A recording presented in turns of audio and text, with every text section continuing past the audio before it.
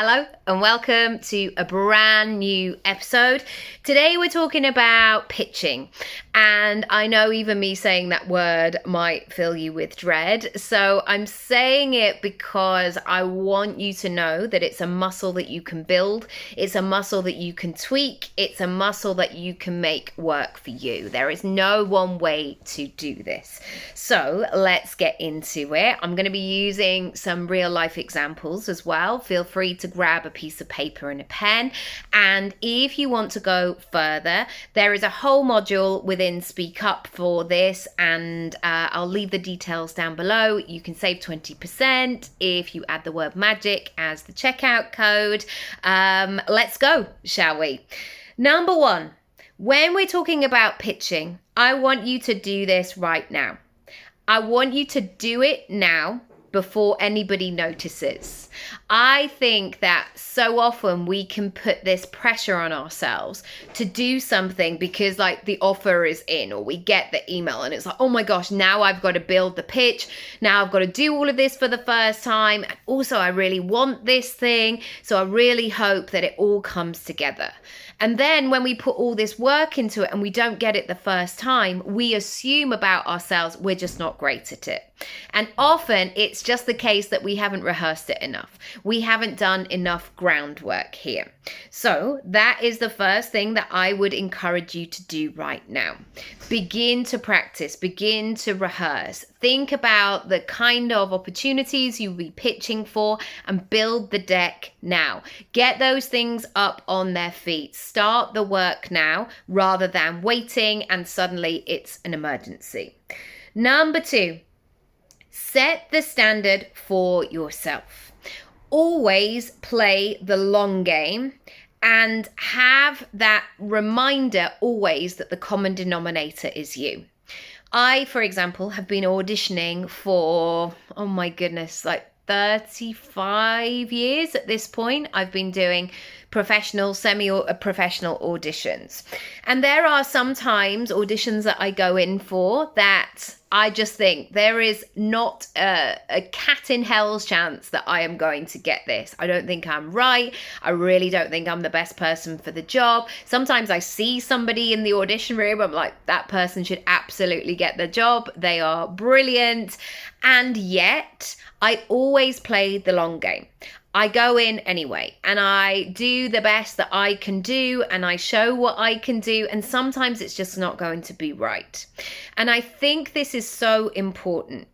When we choose to play the long game, we then open up ourselves for all kinds of different opportunities and possibilities, and you become that reliable go-to person. Like, we always know what we can expect from Nicky. And sometimes that has happened, certainly since I've been a professional actor in the last 25 years. I will have casting directors who will say, I always know I'm going to get great work from you.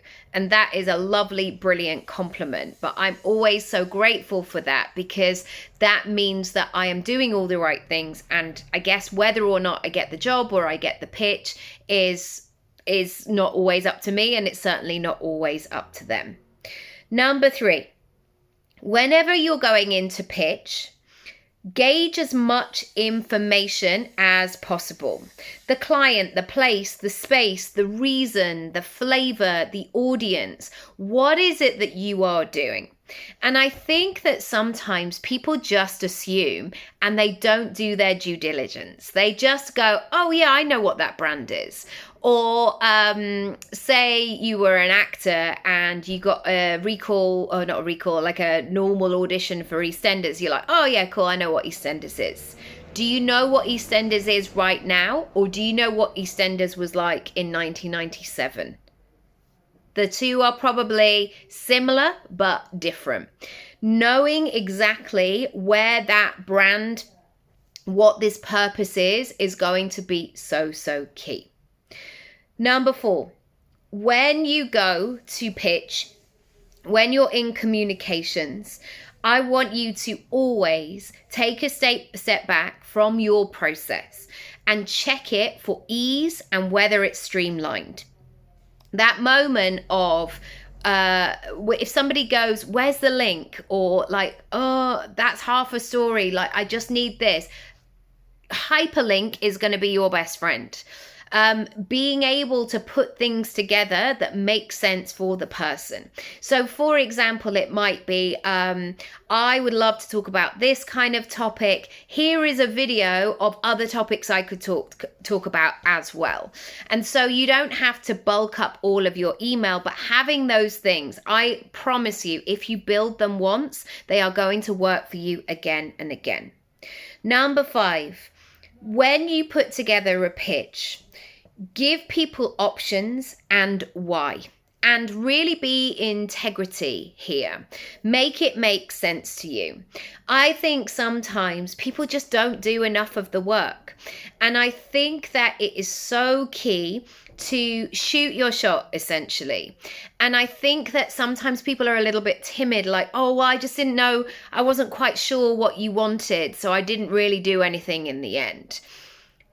Go for it, even if you get it wrong. So many directors have said this in acting, casting rooms over the years, like, make a decision, make a choice and go for it. And that director will tell you and sway you and move you in a direction if that choice is not suitable.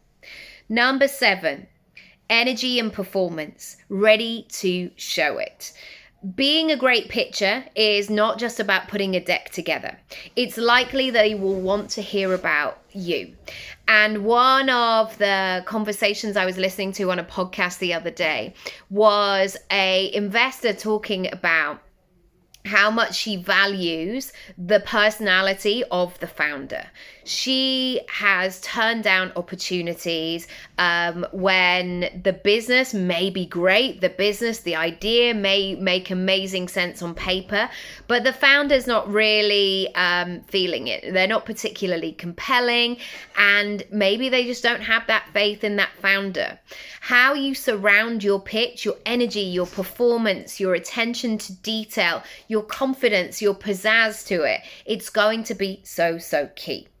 Number 8, why you? What's your USP and what do you bring? Like I said, you're not going to be right for everything. There are going to be amazing pitches that you do and you go out into the world and you don't get. And that is, I guess, the rules of life. That's what happens. And that's just the way that it goes. However, if you show up being true to yourself, in integrity, being authentic, being detailed, being that version of yourself, that's when you get the random phone calls out of the blue. Like, oh, hi, I know that we saw you for this, or I know we were having conversations about this, but actually I found something better. You're only going to get that if you really show up as that full version of yourself. Number 9, why now? The world is changing so quickly. It's important, in keeping with energy and performance, to find that relevancy, that nuance, like what is going on in the world. Maybe that's as a society, maybe this is a time of year, maybe this is a common problem that is happening in your industry and you know that you see the research and it comes up again and again. Why now? We are looking for even more specific information. So make sure that you give people that sense of being hot off the record, like that, freshly printed. That kind of sense. And finally, how are you going to leave those people that you pitch to, that you present to, that you deliver to? What are they going to do next? Do they feel like they can take that momentum and that energy that they witnessed in the pitch and then really be able to do something with it? I often say that when I do speaking gigs, I don't just want you to feel inspired. That's not what I'm optimizing for. What I want you to do is to know what to do next. Always, I'm like, okay, how can I practically say that? How can I bring this into a process? I hope that's been useful. If you would like to join Speak Up, come and play. The link's down below. And don't forget to add magic as the promo code at checkout. Lots of love. And if you've got questions and if you want to work one-on-one, send me a message. I'd love to hear from you. Lots of love. Bye.